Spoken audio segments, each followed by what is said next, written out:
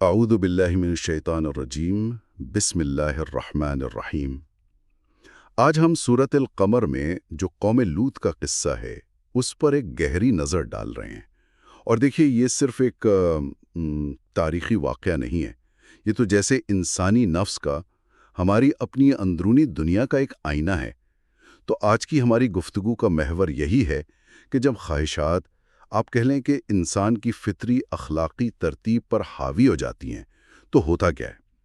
چلیں اس کے ظاہری اور باطنی دونوں پہلوؤں کو سمجھنے کی کوشش کرتے ہیں۔ بالکل، اور جب ہم اس قصے کے ظاہری پہلو کو دیکھتے ہیں نا، تو تین چیزیں بہت واضح ہو کر سامنے آتی ہیں۔ پہلی چیز تو ہے اخلاقی بگاڑ، یعنی ایک ایسا معاشرہ جہاں تباہ کن رویوں کو بالکل عام سمجھا جانے لگا تھا، ایک معمول بن گیا تھا۔ ایک معمول؟ اچھا جی۔ اور دوسرا عنصر تھا اصلاح سے، آپ کہہ لیں کہ ایک شدید دشمنی۔ جب حضرت لوط علیہ السلام نے انہیں خبردار کیا تو انہوں نے نہ صرف مذاق اڑایا، بلکہ جب فرشتے انسانی شکل میں مہمان بن کر آئے تو ان کی بے حرمتی کی کوشش کی۔ اور یہ اس بات کی علامت ہے کہ ان کا ضمیر وہ پوری طرح مر چکا تھا۔ یہ جو آپ نے اصلاح سے دشمنی کی بات کی، یہ بہت اہم ہے۔ یہ صرف ایک قوم کا رویہ نہیں لگتا، کبھی کبھی انسان کے اندر بھی تو یہی جنگ چل رہی ہوتی ہے۔ ضمیر کچھ کہہ رہا ہوتا ہے اور خواہشات اس کی مخالفت کرتی ہیں۔ کیا اس کا کوئی باطنی یا صوفیانہ تعلق بھی ہے؟ آپ نے بالکل صحیح نقطہ پکڑا ہے۔ یہیں سے اس کہانی کا باطنی سفر شروع ہوتا ہے۔ صوفیہ کے نزدیک یہ پورا واقعہ دراصل دل کی کیفیت کا ایک استعارہ ہے۔ اس زاویے سے دیکھیں تو حضرت لوط علیہ السلام صرف ایک نبی نہیں ہے، بلکہ وہ روح کے اندر کی بصیرت ہیں، یعنی فرقان کی روشنی، وہ ہمارے اندر کی ضمیر کی آواز ہیں۔ اچھا، تو حضرت لوط علیہ السلام ہمارے اندر کے ضمیر کی آواز کی علامت ہے۔ یہ تو سوچنے کا بالکل ایک نیا زاویہ ہے۔ تو پھر جب قرآن کہتا ہے کہ انہوں نے تنبیہات کو جھٹلایا، تو اس کا مطلب یہ ہوا کہ انہوں نے اپنے ہی ضمیر کی آواز کو دبایا اور رد کر دیا؟ بالکل یہی مطلب ہے۔ امام غزالی نے کیا خوب کہا ہے کہ جب خواہش غالب آ جائے تو نصیحت بری لگنے لگتی ہے۔ اور یہ کہانی آگے اور گہری ہوتی ہے۔ جب مہمانوں کا ذکر آتا ہے نا، جی، تو باطنی طور پر اس سے مراد ہیں پاکیزہ خیالات، نیک جذبات اور وہ روحانی واردات جو ہمارے دل پر دستک دیتی ہیں۔ ایک منٹ، یہ بات تو میں نے کبھی اس طرح سوچی نہیں۔ یعنی جب ہمارے دل میں کوئی نیک خیال آئے، کوئی اچھا کام کرنے کا جذبہ پیدا ہو، تو وہ ایک طرح سے روحانی مہمان ہے، اور اسے نظر انداز کرنا یا اس کے مخالفت کرنا اس مہمان کی بے حرمتی کرنے کو مترادف ہے۔ یہ تو بہت ہی گہری بات ہے۔ جی ہاں، اور ان مہمانوں کی بے حرمتی کرنا اپنے اندر کی شرافت اور پاکیزگی کو پامال کرنا ہے۔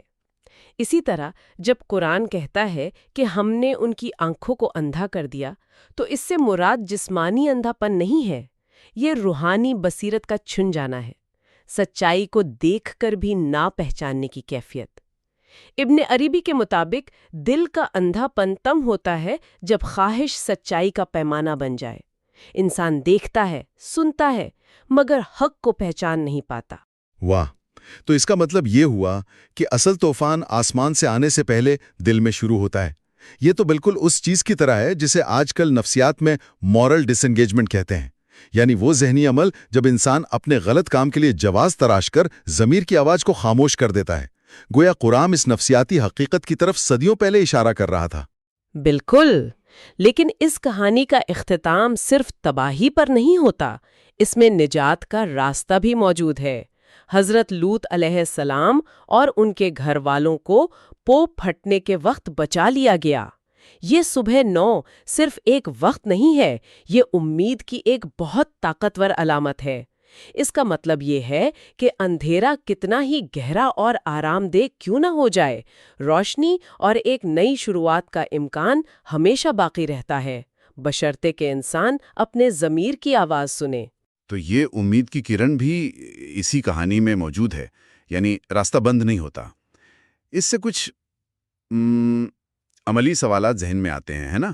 یعنی ہم اس کہانی سے اپنی زندگی کے لیے کیا سیکھ سکتے ہیں؟ یقیناً یہ آیات ہمیں خود سے کچھ اہم سوالات پوچھنے کی دعوت دیتی ہیں۔ مثلاً، کیا میری زندگی میں کوئی ایسی چیز ہے جسے میں نے معمول بنا لیا ہے، حالانکہ میرا دل جانتا ہے کہ یہ ٹھیک نہیں؟ میرے دل میں آنے والے ان مہمانوں یعنی نیک خیالوں اور جذبات کے ساتھ میرا سلوک کیسا ہے؟ اور سب سے اہم، کیا میرے فیصلے میری گہری اقدار کی عکاسی کرتے ہیں یا صرف وقتی خواہشات کی پیروی میں کیے جاتے ہیں؟ یہ بہت اہم سوالات ہیں، اور شاید آخر میں ہمارے سننے والوں کے لیے سوچنے کی بات یہ ہے کہ اگر ہمارے اچھے خیالات اور نیک جذبات واقعی مہمان ہیں تو ہم روزانہ کتنے مہمانوں کو خوش آمدید کہتے ہیں اور کتنوں کو دروازے سے ہی لوٹا دیتے ہیں۔